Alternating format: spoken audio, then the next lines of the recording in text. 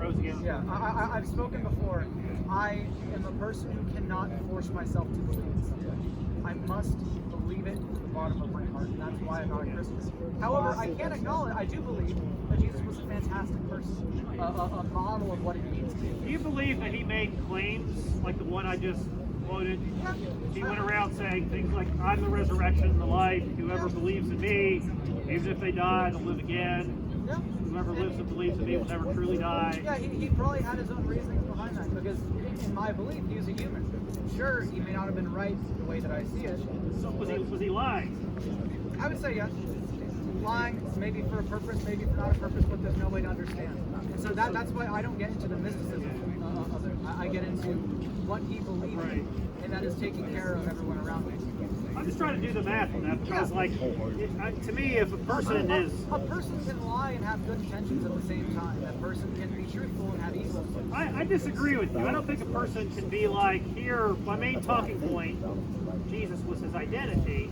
Here's my main talking point. It's all BS, right? Like, I know it's not true, but I know maybe like downstream of that, there'll be some good things for people in society, and I'll inspire some people. So I'll just feed them a crock of crap. And, you know, to me, that's going to disqualify that person from being someone I respect or admire or want to emulate. I think it's difficult to find anybody throughout all of history who is completely white or completely black. Everyone is gray, you know, and I apply that to Jesus as well, and that's the difference between me and a Christian. To a Christian, Jesus is completely the light. He is God. He is the Son of God. He is 100% man, 100% holy. Yeah, truly God, truly man. Yeah. To me, I simply just don't believe that. But I believe, you know, there were bad things about him. There were good things about him. The bad things is that he lied. That is what I believe. Yeah. But why do you think he died? What do I think he died? Simply because the Roman system did not allow for deviancy of faith. Like, they incorporate some faiths that were easy to do so, but with Christianity, the phrase "Thou shalt have no gods before me" completely eradicates the possibility for coexistence. And so there was no coexistence from the beginning. The Romana people had been oppressing the Christians. Eventually, there was a civil war with Constantine the Conversion. Now Christians had ended up becoming the dominant religion in Rome. Yeah. And that's because those religions are not. They cannot coexist with one another when one of them has state power. So I personally believe the state has no right to infringe upon people's religious beliefs because it's such a personal voyage, it's such a personal journey. You've gone through your own journey, I've gone through my own journey. We all have reasons for what we believe in. Yeah. And it just doesn't make sense to apply our own perspectives to others. Yeah. In Zoroastrianism, you can't evangelize. There is no proselytization. What is the goal of Zoroastrianism? To you understand? To mitigate suffering, really.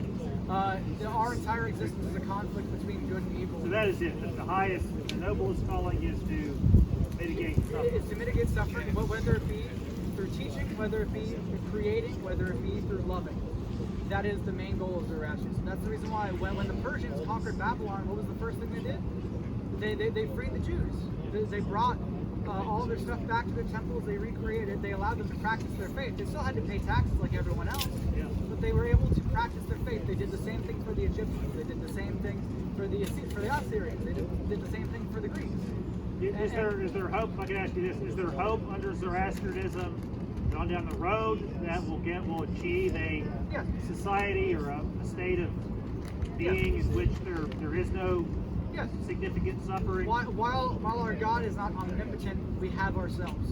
And sure, there's always that chance that things may not go as was planned, but that's even more reason why we must take it upon ourselves to do good in the world around us.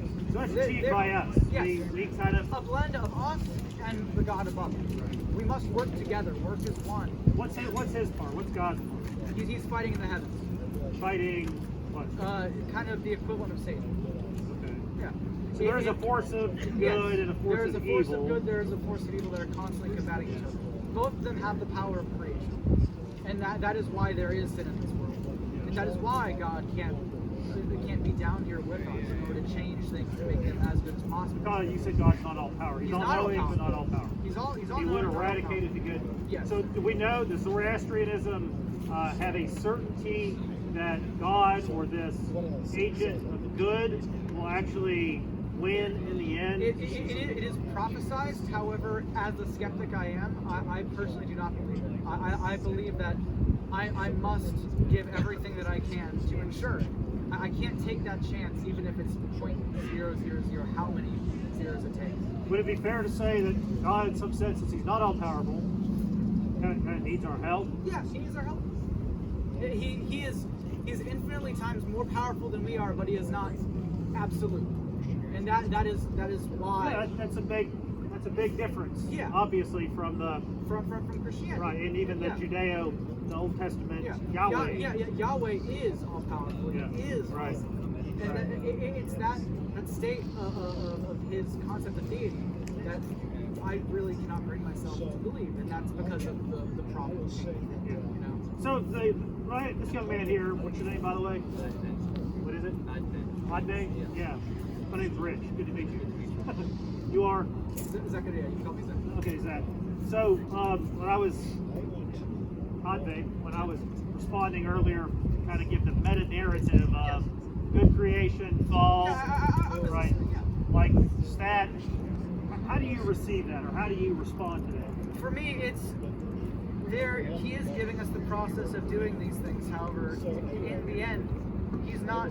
He has the power to stop them. I mean, he even has the power to change our minds. Yeah, I agree. He has the power. Yeah. Yeah. I mean, if He has the capabilities to create a perfect world, Well, we would say he did. but He still does now. He's still all powerful. Sure, He hasn't yeah. lost it. But he gave us the prerogative to care for the world, shall we say. Yeah. Really, it wasn't just a prerogative, it was a mandate. We screwed it up. We messed it up. But He created us. But He didn't give up on us. So what I would say is what God actually said to Adam and Eve, He said, the day that you do things your own way, Yeah. that was materialized by the tree, but really what it was an attitude of the heart. Yeah. We're not going to trust doing things your way. We want to have this special knowledge. We kind of want to appropriate some of this power and control for ourselves. Yeah. We're going to do it our way. But He says you'll die. yeah. Right? What kind of gets me there is that he loves all of us, correct? But he's omniscient on top of omniscience. Do you believe that God loves you?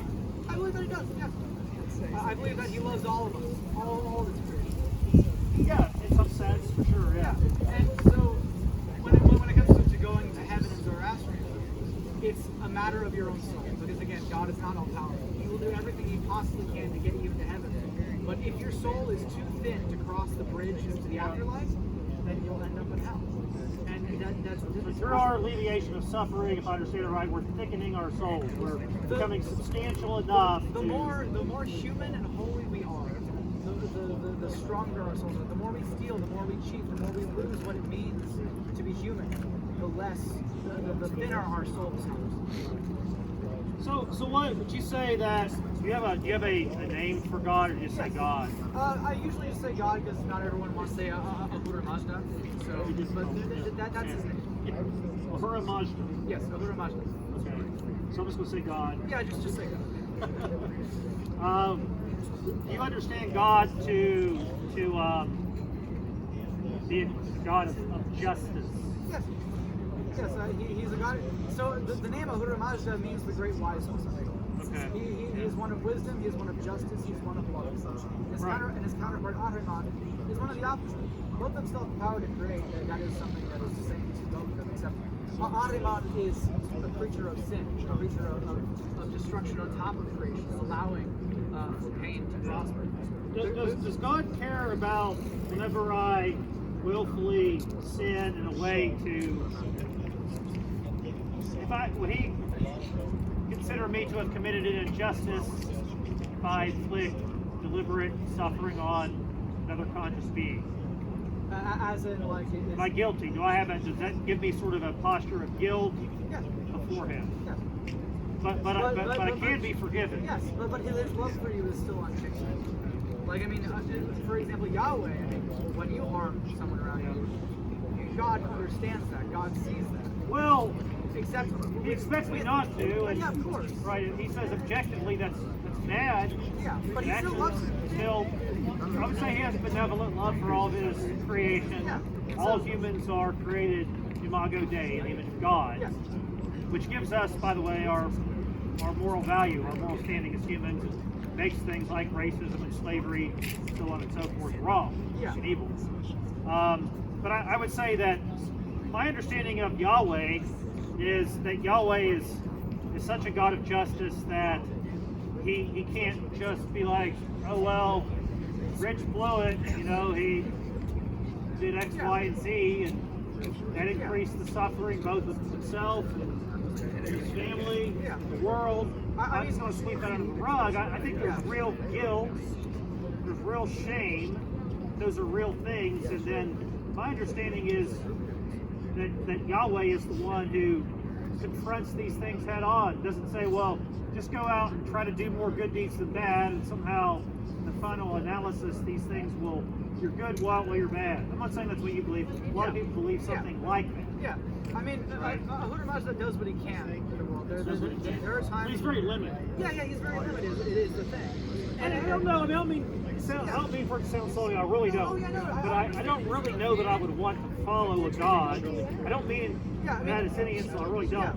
But is that limited and so dependent upon me? Well, it's not a matter of choosing a God to follow. It's a matter of this is what I believe in. Is the thing. I hold this as true. And so it's not like, oh well, I mean, well Yahweh, he's omnipotent. I'd rather follow him. It's more like. Well, I'd say he really solves the problem of good and evil. He really does obliterate. Yes. He does stomp the head of the serpent, and through the perfect life, the substitutionary and sacrificial death of Jesus, his resurrection on the third day, God is actually vanquished. Yes, but to me, Yahweh does not exist. So no such God exists. You're a Yahweh atheist. Yeah, I believe in I follow Huda Mazda, not Yahweh. I feel like if you want to get esoteric with it, Yahweh exists in people's hearts and all his followers. Right, yeah, but I'm talking about a real... As far as in the heavens, as far as for this world, I do not... Like in reality, as a person being. Yeah. There is no such entity like that. Yeah, and so it's not a choice for me, because I simply don't believe. I cannot worship something I don't believe in. I can't force myself to believe in. My jacket's falling apart. I'm not half good.